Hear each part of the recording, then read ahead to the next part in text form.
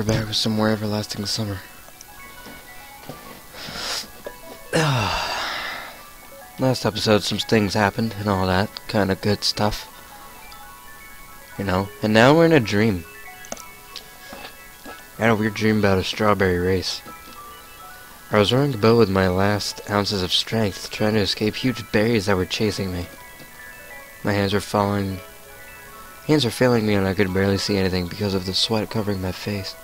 Blood was hammering in my temples, but the strawberries were getting closer. They were baring their teeth at me. But wait, strawberries with teeth? Simeon! I woke up. Ogla was standing beside me, shaking my shoulder. I see you got a rich harvest, didn't you?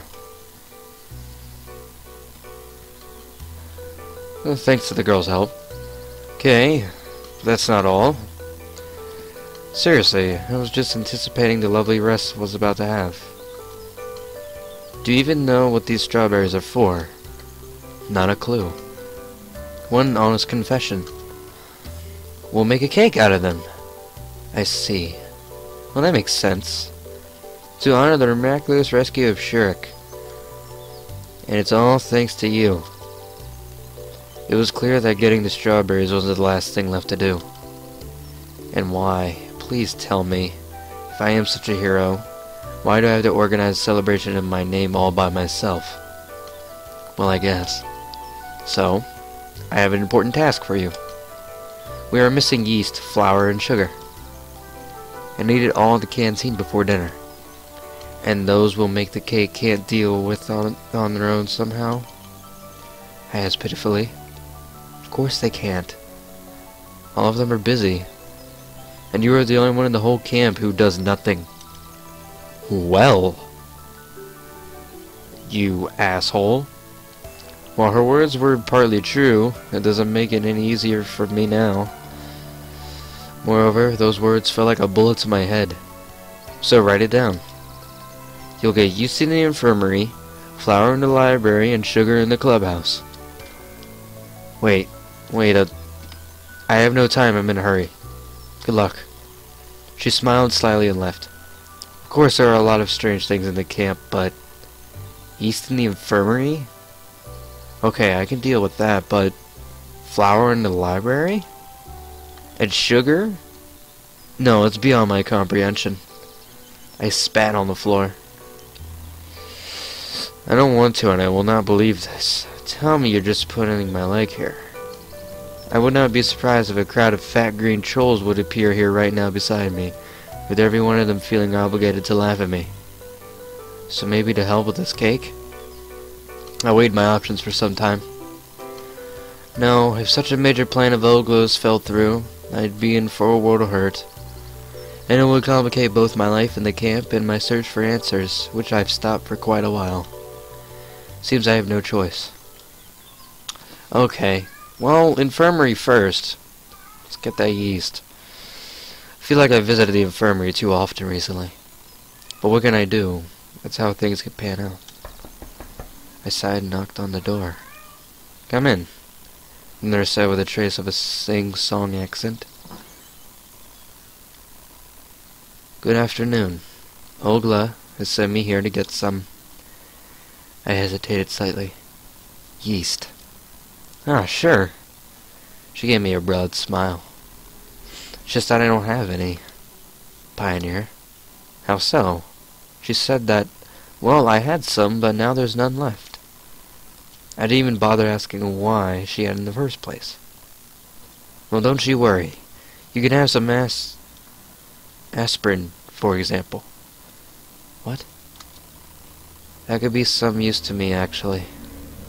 Where do I get it, then? Yeah. I sighed. Take this. She opened the drawer and pulled out some kind of bottle. Wait.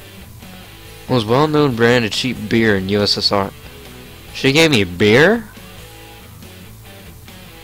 I took a closer look. It was beer. Dots. What's the matter? Beer is also a fermented product. She gave me a deep gaze. Nobody will even notice. She had a point, but everything just looked so grotesque to me that I couldn't find anything to say. Are you sure? Absolutely! Okay. The bottle clearly wouldn't fit in my pocket of my shorts. Well, thanks. I mumbled shyly, leaving the infirmary. Well, beer certainly could replace yeast. Even my limited knowledge of chemistry and biology was enough to accept this. But generally walking around with this bottle in my hands looked like a silly idea to me. So I decided to bring it to Olga's cabin and head it there. But I had to reach it somehow without anybody noticing the beer. I hid the bottle under my shirt. Oh shit. And everything would have been fine, but saliva caught out of me at the square. Actually, she sprang out from behind me so suddenly that I even gave a start. And actually, you know what else? This fucking music's too goddamn loud. It's pissing me off. That's better. How's it going? What exactly? You're searching for ingredients. Ah, so you know already. Yes, I do. Zavia smiled. It's going alright, I answered, trying not to give away my unrest. And what do you have there? She pointed at the bottle sticking out from under my shirt. Ah, this? She got me. It's nothing. I blushed with a silly giggle. It's time to go. I was almost running, leaving the square of the puzzled Slavia behind. It's right that she is one of those people who don't ask unnecessary questions. But there are people in this camp who like nothing better than to poke their nose into other people's business. Passing the pioneers' cabins, I stumbled upon Yana. What are you hiding there? She gave me one of her cheeky looks. I thought there was no point in denying anything, so I replied in a provocative manner. It's none of your business. I'm a cipher officer bearing a message to headquarters. That's certainly a big message. You fucking dirty... Okay. I was carrying the bottle at waist height, so I was slightly embarrassed. You want some help? I'll deal with it on my own. I walked past her confidently and proceeded on my way. To my surprise, she didn't say anything, nor try to pursue me. There was nobody at Ogla's cabin, so I successfully managed to stuff the bottle under my bed. Once I got outside, I sighed with relief. Really, I couldn't believe that I would ever worry that much about a single bottle of beer. Like I was back in high school. It's a good thing it's safe now. Even if somebody finds it, I'll claim that it's not mine. I can always think of a suitable excuse for my enormous experience. Okay, a library. If every other place on the cake ingredient list made at least some sense to me, then flour from the library made none. I thought hard about who would put it in the library and why, but couldn't find any sane explanation after all. Given Xenia's harsh nature, I'd better knock first. Open. Xenia appeared at me closely from behind her glasses. What do you want? Don't think anything weird, but I didn't want to look like an idiot and decided to explain things carefully. I need some flour. Ogla said that it's here. I understand that it sounds strange to keep flour in a library, but I was sent to you, and it's needed for a cake to celebrate Shurik's rescue. Yes, I have the flour. What's so strange about it? Xenia replied with surprise. At that second, I felt like I'd been hit on the head with a heavy weight and lost the ability to understand anything at all. Flour in the library. Sure, what's so strange about it? We're in Underland. I'm Alice. Now I'm gonna eat that magic mushroom and I'll be back home. Hey. Ah, yeah? I was daydreaming. Wait here. I'll be right back. In lingerie. She disappeared behind the bookshelves while I folded my hands and started waiting. A moment later, the sound of a trapdoor groaning on its hinges reached me. Hey, you need some help? I inquired loudly. I'll deal with it. Xenia barked out to me. She seems to be in the basement, so I'll have to wait a little. Huh? Okie dokie. She seems... What? A few minutes passed, but Xenia still hadn't returned. I was starting to get worried when the door was suddenly flung open and Lisa came into the library.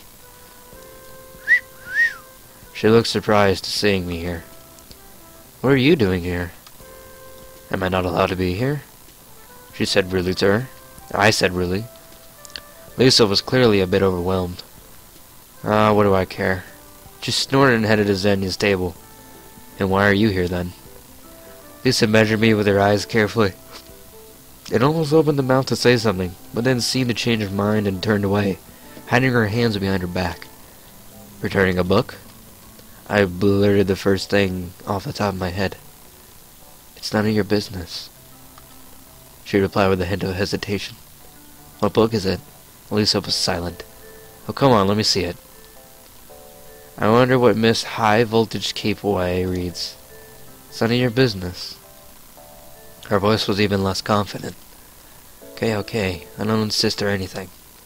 In fact, I was quite interested to find out what Elisa was reading. Moreover, I was quite amused to see a book in her hands.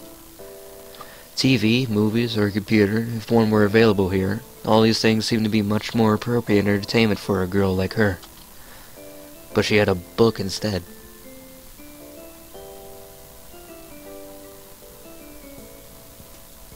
I'm not gonna be a dick. I'm just gonna stay. I'm not gonna be a dick. Curiosity killed the cat. Anyway, it's Elisa, and that means it could quickly turn into a total mess. Plus, I still have ingredients to collect. Well, I'll come later. Lisa left the library quickly, without looking at me. It got me thinking. What could this book could be about if she was so ashamed of it?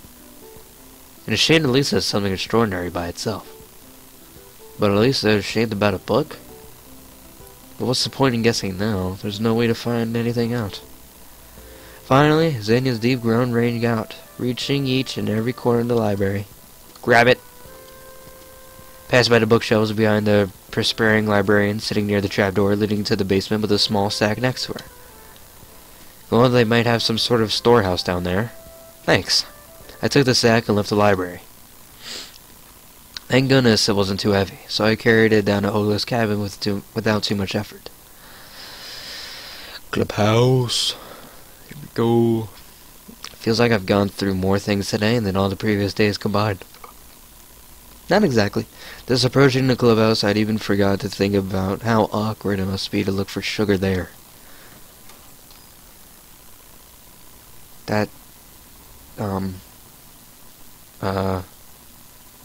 What are you guys doing? Oh, okay. Sure, electronic were enthusiastically building something. They were so busy that they didn't even notice me. I looked closely. It was some kind of sex robot. Or at least the body of a sex robot. Moreover, this sex robot was definitely female and had animal ears. I didn't want to make up theories about the purpose of such a device for luminaries of camp cybernetics. Even though the design looked practically workable, I had my doubts about this robot ever being able to conquer Earth. Or at least being able to do anything on its own, except give blowjobs. But they seemed to be enjoying the process more than the end result itself. And that was something we shared, even though I didn't want to admit it. On the other hand, they weren't afraid of possible failure, criticism, or jokes. They were working towards their goal without paying attention to others, who would call it unrealistic or even absurd.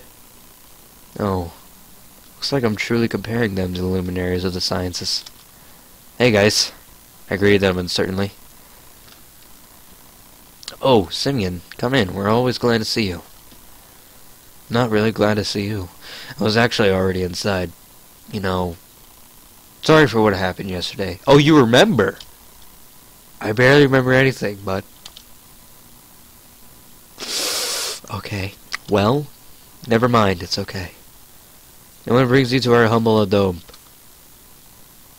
Electronic looked at me slyly. You faggot. Sometimes I feel like he makes such a face when he knows something about the other person. Something he can use in a right moment. Sugar. I need sugar. An image from an ancient video game suddenly came into my mind. Or some kind of unit like a builder or something cried out with all of its 5-pixel stature. Gold. We need more gold. Minecraft. We got it, said Electronic calmly. Why would you want it? Felt that he shouldn't explain to Shirk that they want to bake a cake for him. Shouldn't spoil the surprise. I don't know. Ogla told me to get some. Okay, hang on. Electronic disappeared behind the door into the next room. And why do you have sugar here? Why not in the canteen? When the food truck came last time, it was the last thing to unload. And given that our building is in the closest one to the entrance, they decided to leave it here to save some effort. That's reasonable, isn't it? The door opened, revealing Electronic holding a huge bag behind him. I really don't know what the size of the cake will be, but that was obviously too much sugar. Well, thanks, but I don't need it all. But where would we put it? Electronic gave me a surprised look. We don't have a place for it. You asked for sugar, so take it. Seems that the previous smile of his wasn't there without reason. Maybe you'll help me then. It's not that far to carry. We're busy. He pointed his hand at the robot. I gazed at Shirk. He owed me, after all. He hesitated and looked away in shame. I sighed, took the bag, and headed to the door. Thanks anyway, said at parting, exerting myself. Assholes. But I didn't make it too far. Just after a mere 20 meters, I had to put the bag down to have a rest. I had no idea how much it weighed, but it felt like more than 20 kilos. On the one hand, it was just 200 meters to the canteen. On the other hand, even such a distance with this payload on my shoulder, or eternally in my hands or on my legs, or under my arm, or even my head, looked impossible for me to cover. As I resigned myself to move in minor sprints, with prolonged pauses between them, so I could get there by night at least, I heard a voice behind me. Maybe I could help you. Oh, yes. I saw a lantern in front of me. I don't think you can. It was one of those moments when I felt painfully how dramatic I was out of shape. I could bring a handcart. A handcart. Why didn't I think of that myself? Yeah, that would be great. Wait here. Oh my god, that smile. It's kind of scary. Wait here, I'll be right back.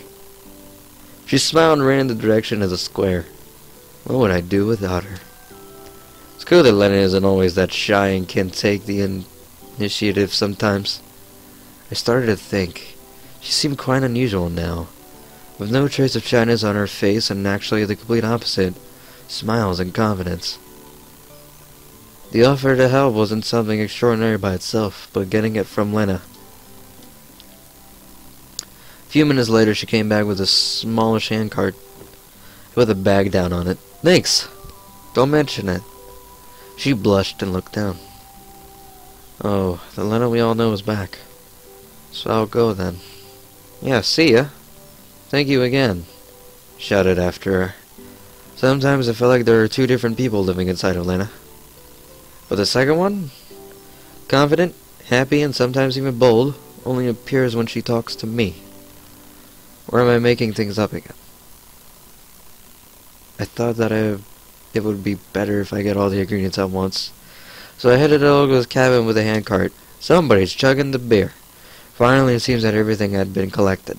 I took the handcart with sugar outside and put the sack with the flour in it, followed by the 2 baskets of strawberries that somehow fitted in between. And the beer was hidden under my shirt just in case. The day was coming to its end, so I had to hurry, as cake itself will need some time to bake. Of course, I'd rather enjoy lying down, closing my eyes and getting decent sleep, but I just couldn't let Olga down. Indeed, after all the trouble I'd gone to, I even felt personally responsible for the success of this event. Coming to the square, I stopped for a moment to catch my breath. It wasn't that the cart that was heavy. It ran smoothly without any noticeable effort required. Just that any physical exertion caused pain to me now. Both a physical and mental one. You fell asleep. I sat down on the bench and closed my eyes for a moment. What's that? I didn't really give a damn who it was. Probably just a fellow pioneer girl taking an interest in an unfamiliar companion in distress. What are you talking about? I asked her tiredly. She didn't reply. Those are the ingredients for the cake. Do you like cakes? I don't know. You never tried cake? I don't know. Who the fuck am I talking to? Obviously, the girl didn't get what I was talking about, but it didn't surprise me at that moment. Really wasn't interested in the conversation. I was so tired that I had zero intention of classifying external distractions and tagging them as either common or uncommon. I see. Come down to the canteen later and have a bite. Really? Really? And what are they made of? Huh? I asked indifferently. These cakes.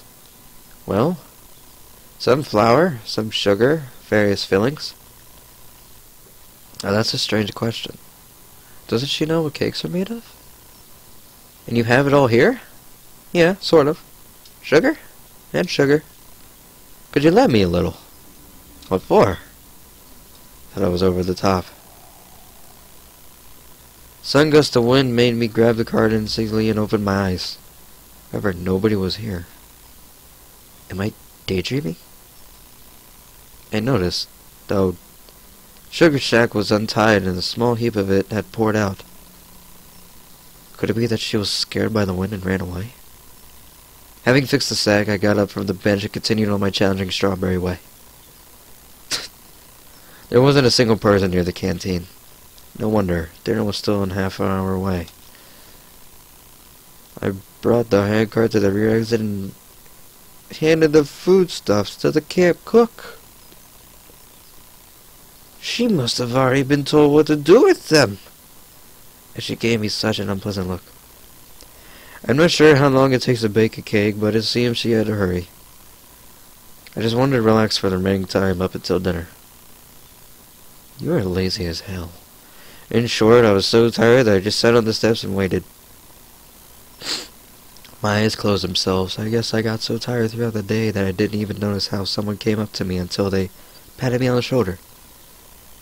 Lena. Shit. Hi. Mika was standing before me. Yeah. I didn't need a mirror to imagine the expression of skepticism and annoyance on my face. Oh, excuse me, I must have interrupted you. No problem, I was just sitting here. Alright then. Mika beat me with a smile. I was just coming to dinner. I thought that it's blah blah blah blah. I thought that it's time already, and then it appeared to me that it's too early, but I decided to check just in case. Maybe it's not me who's mistaken, but the clock is. Well, not the clocks, they can't be mistaken, it's just that I misread it. She seemed to be ultimately confused now and fell silent. Still about half an hour before dinner. Oh, that's great, then I'll sit here and wait with you, if you don't mind. Frankly speaking, I do mind. You know, I have some matters to attend to. You are an asshole, dude. Stood up quickly and left without saying goodbye, ignoring Mika as I always did while she screamed something after me. God, you're a dick. I hate this dude. I hate this guy. A minute later, I got to the square and sat on the bench with the firm intention of finding a quiet and safe place here to wait for dinner. I think this is the first time in the last 4.5 days when I've felt like this. I wasn't just irritated because of some insignificant details, but indeed I was really angry. I've completely stopped caring about where I am and why I'm here. I don't care about how to get out either. What's driving me mad is that I always have to carry out some stupid task given by our camp leader, and it's always me who gets into stupid situations and sometimes even ends up looking like a clown. If all of this is some alien trick or a plot of the universal mind, they better consult with their psychiatrist. I gritted my teeth and clenched my fists. The most annoying thing is that everything that happens seems to happen by itself somehow. I'd be happier not having to carry around bags of sugar that weigh a ton, but I had no choice at all. I mean, any other option would lead to much worse consequences. Did a muscle strain or hurt pride? Who are you angry with? Lana was standing in front of me and smiled slyly. Nobody, really. I answered absently, but my fist gave me away. Just like that. Okay, it's up to you. You better tell me, why did you run around the camp the whole day with some kind of bags? I had to. I replied reluctantly. I guess it was food. Maybe it was. Ilana was about to say something, but at that moment the bell rang, calling for pioneers for dinner. I sighed in relief and quickly headed to the canteen, leaving Ilana behind. Simeon, thank you very much. For what? For getting the fucking ingredients, you dick. The camp leader gave me a friendly smile. For the cake, of course. Ah, sure. It was at that exact moment that I understood the true meaning of saying keep your thanks to feed your cat. I've never heard that in my life. You didn't tell anybody. This ought to be a surprise. Yeah, that's my boy. And now off we go to dinner. Ogla waved her hand, pointing into the canteen. I stepped through the doorway slowly and started to look for a free place. Turned out there were plenty today, so I got a chance to eat all alone. There was fish with mashed potatoes for dinner. Well, misfortune once again, I'll be left half hungry. And didn't we have fish for lunch? Is it a fish-only day today? Having pushed my plate with the fried sea dweller away, I laid my head on the hands and closed my eyes. Soon somebody came up to the table. Hey, are you alright? I'm fine. I replied without changing my position. Just tired? Yeah, a little. That's bad. Slavia said it seriously. Of course. Oh, God. You remember that we are going for the hike after the dinner, don't you? Have you prepared everything? What? Where? I opened my eyes and lifted my head up instantly. Linda was standing by Slavia. The hike. She was surprised. Didn't you know? No. I put my head down on the table and covered it with my hands. If only I could sink it to the ground right away. The girls remained silent. I was left alone with my thoughts for some time, and that was fine by me. Maybe I could have sat that way until the end of dinner time. The strong voice of Olga was heard from the opposite end of the canteen. Guys, celebrate the miraculous rescue of our friend, comrade Shurik. We baked this cake for you all. Lifted my head idly and looked towards the camp leader, but couldn't see anything beyond the pioneers' backs. Just a second, and nothing about me. Nothing about me rescuing Shurik or gathering the ingredients for the cake. As if that's how it ought to be. Well, it would be wrong to expect anything else from our camp leader. Let's go, or we won't get our share. Slavia smiled. Let's go. Lena agreed. Yeah, sure. I got up reluctantly and tagged along behind the girls. As we approached the crowd of pioneers, Ogla was just putting the cake in the center of the table. And now...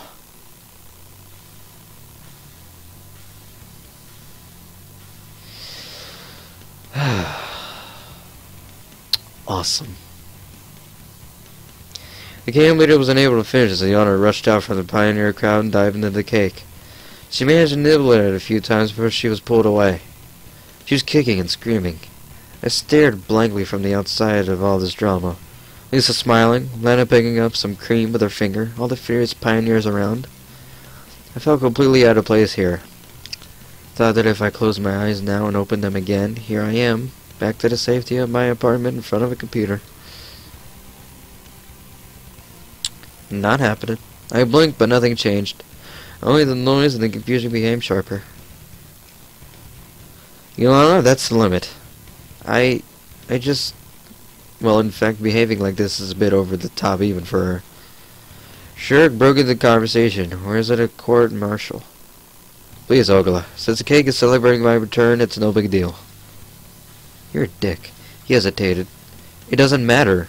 The camp leader turned to Ilana. And you. Today I'm going to punish you for the fullest extent, so you'll behave next time. Ah, whatever. She snorted and turned back.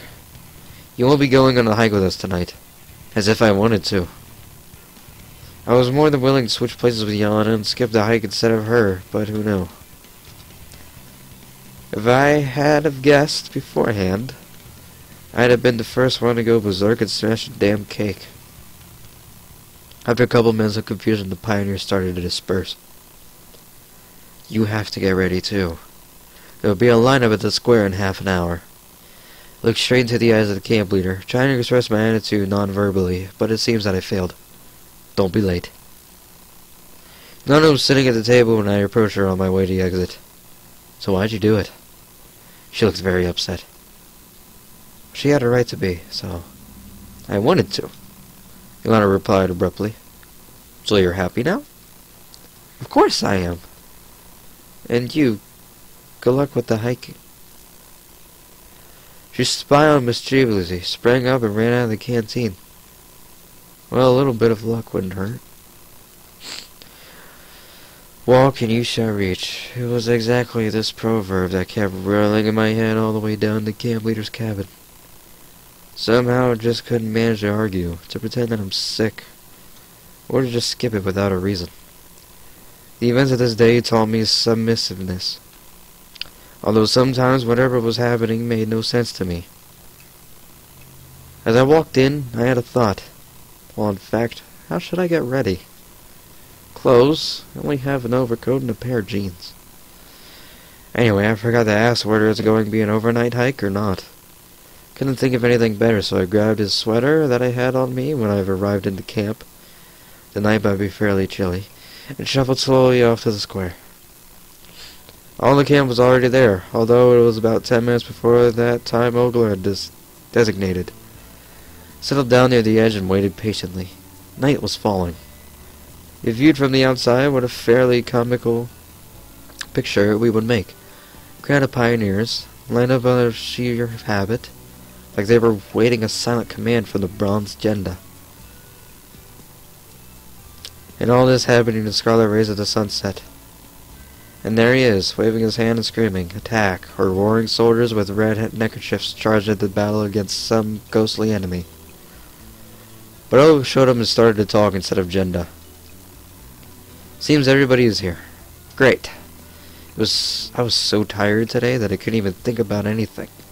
So I ended up just listening to camp leader. Now, today we'll go... Ow. Fuck. That hurt.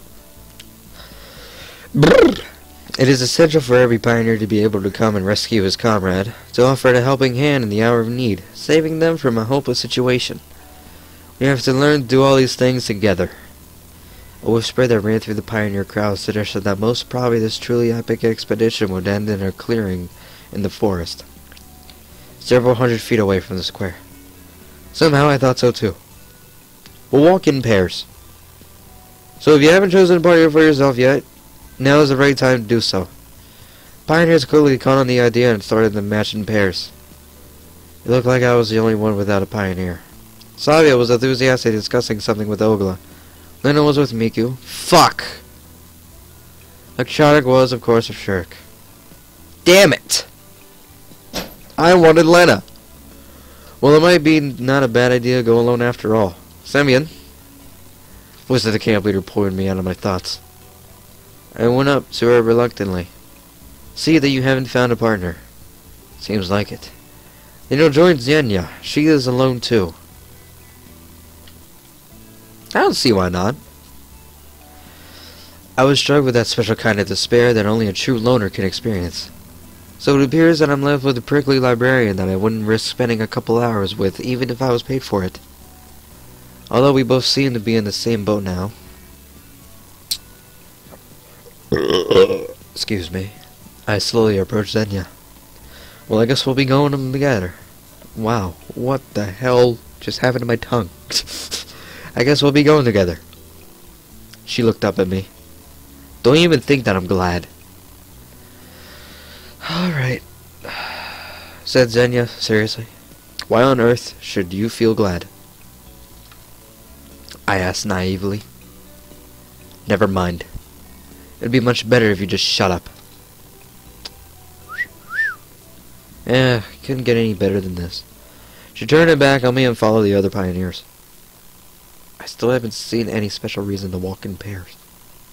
Anyway, we were walking on the well-trodden forest trails, and it would be quite difficult to get lost here, even if I wanted to. Moreover, while we'd already been hiking for half an hour, we weren't rushing into the depths of the forest, trying to face all the dangers that could test our courage and harden our pioneer spirits, but instead we're just walking around in circles.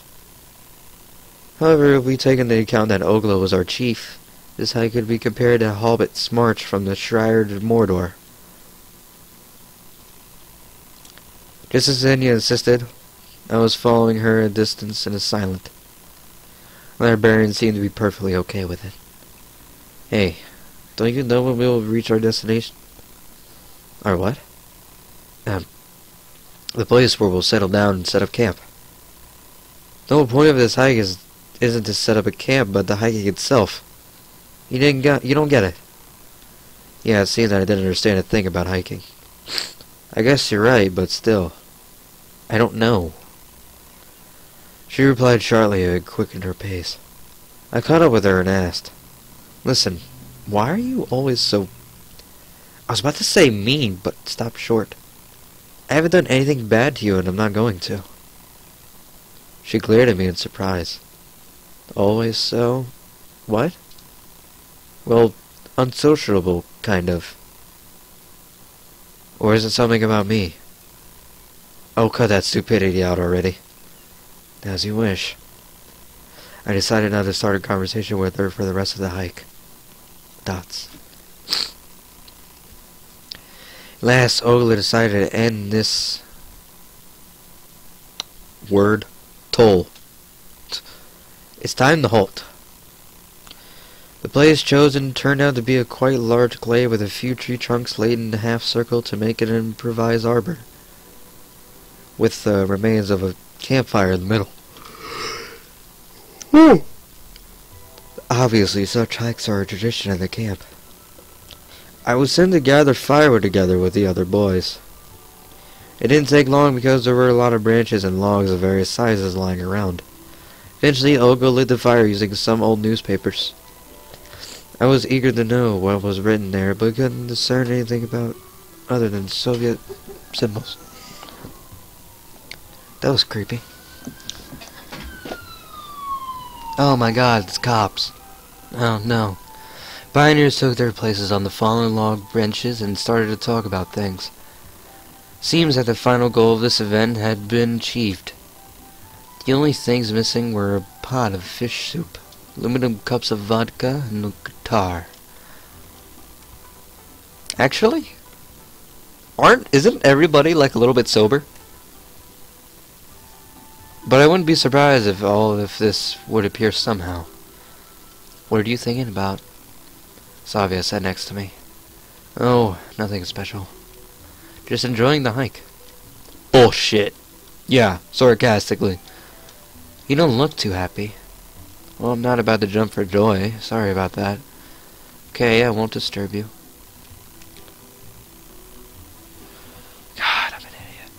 She sat with me for a while, but after realizing that I wasn't in the mood of talking, she left me to enjoy my introspection all alone. And all I wished for was to lie down in bed and fall asleep as soon as possible, but I was being surrounded by smoke and useless chatter of pioneers around me instead. They were cheering and laughing and in general enjoying this warm summer evening. The far side of the glade, I noticed that Lena was arguing with Elisa intensely, and Lena seemed like complete opposite to me. Savia left to go somewhere after our conversation, it seems. Like Shanak and Shurg were trying furiously to prove something to Ogla. Looks like I'm the only one who doesn't belong here.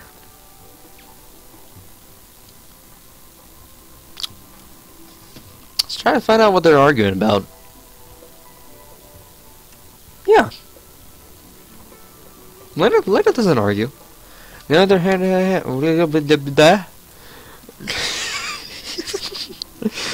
oh god. Yeah, I don't have a drink with me, so I'm kind of dead. Stuff. And like, duh. And stuff and all that. Well, yeah. But on the other hand, why should I care? All I was doing was just watching the fire. There is a saying that claims that one could watch it forever, as well as running water. But there was also some third thing there. What was that? One could watch three things forever: burning fire, running water, and how other people work. The camp leader pulled me out of my daydreaming. Simeon, don't you think it's too early to relax? But what else would I need to do? I honestly couldn't get what Ogla wanted from me. I don't know. She stopped for a moment. But if there is something to be done, then do it without hesitation. She smiled ambiguously and went back to the fire to throw branches on. After those words, I am completely sure that she treats me like her personal slave. Or at least like I'm a free labor force, which is, strictly speaking, the same thing. I sighed, put my head down on my hands, hoping my torments would be over for today. Someone patted me on the shoulder. Slavia. No. No. Not you guys. Get away from me. I looked up and saw Shurg and Electronic, who sat next to me. What do you want? I asked tiredly. Don't be sad. Is there anything better to do? Look, we've been discussing the possibilities for the advancement of the Cybernetics Club with Ogla. And there is a problem. We need more guys. I am not doing this. If you could... He hesitated. Advancement, and those guys are compatible with each other. Oh, man. I said nothing and started to look over the pioneers around me instead. Well, I don't have time. Can't you see that I'm always busy with the camp leader's errands? Yeah, I guess you're right. It's kind of embarrassing how it all went today with Ilana. I looked at him with surprise. It seems that Shurg blames himself for the keg accident. Yeah, it is. All the pioneers seem to be here, but I couldn't spot Slavia anywhere. I think she is angry with me. Who? I asked absently. Ilana. Maybe I should apologize. No, it's not your fault. We sat silently for a while, then I stood up and said, My legs are numb. I better take a walk. They made no reply. I made a few circles around our improvised camp, noticing the close looks of the camp leader following me. Looks like Ola couldn't wait to come up with some kind of new task for me. I haven't found Slavia anywhere. Maybe I should go and try to find her. On the other hand, I felt sorry for Yolanda every time I recalled her upset face. Maybe this hike isn't the most entertaining thing ever, but sitting there all alone isn't any better either. At the same time, I didn't want to go anywhere. Are you serious?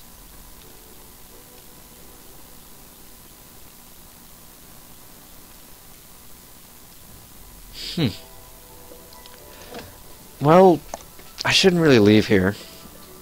Because if I actually leave here, like this area, and go back to camp, if I do that, I'm pretty sure Oak was gonna be mad at me and be like, "Oh my God, why'd you leave me? No, you can't do that." So Slavia or remain seated. If I remain seated, I'm not doing shit. So we're gonna find Slavia. I was absolutely sure that Slavia was alright, so I decided to stay.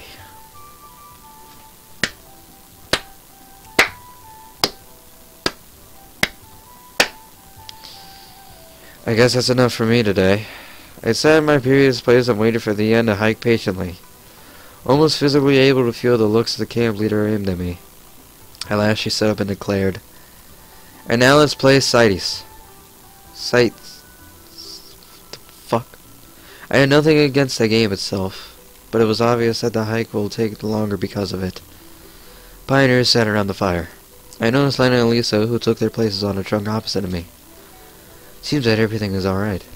And just a few minutes ago, I thought the opposite while looking at their quarrel.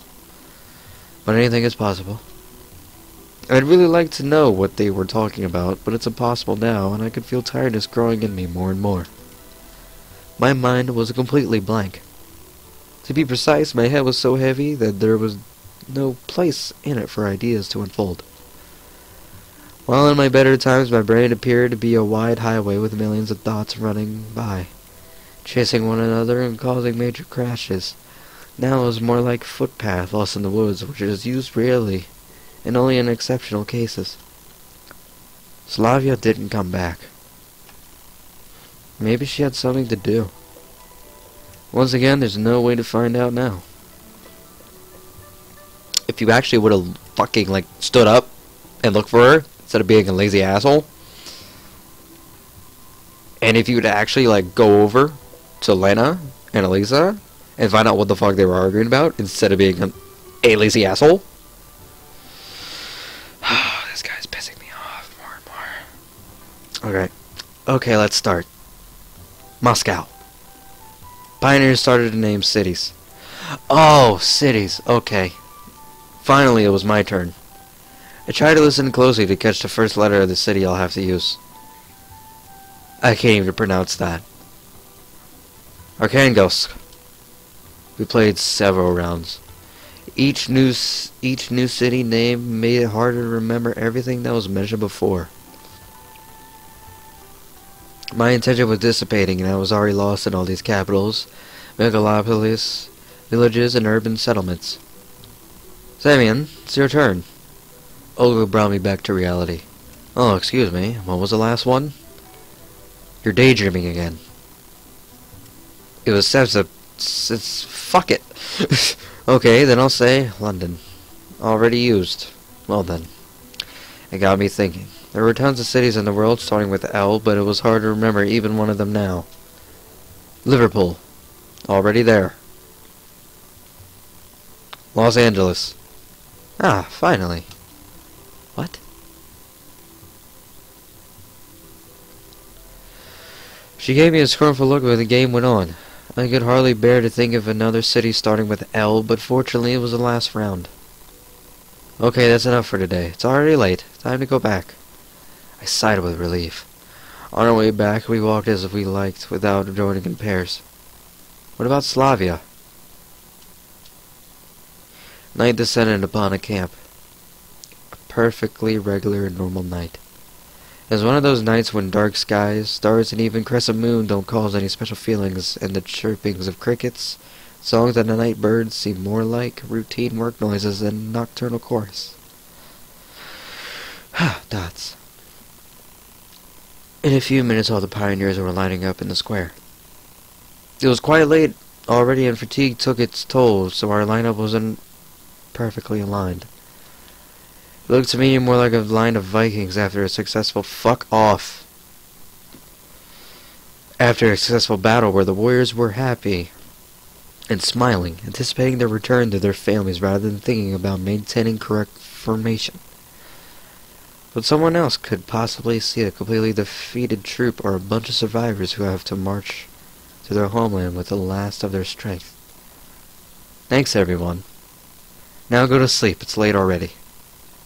Pioneers quickly each ran their own ways, and I was left together with the camp leader. And we should go too. What about Slavia? We went in complete silence at Olga's cabin. Alright, let's sleep, she said, turning off the light.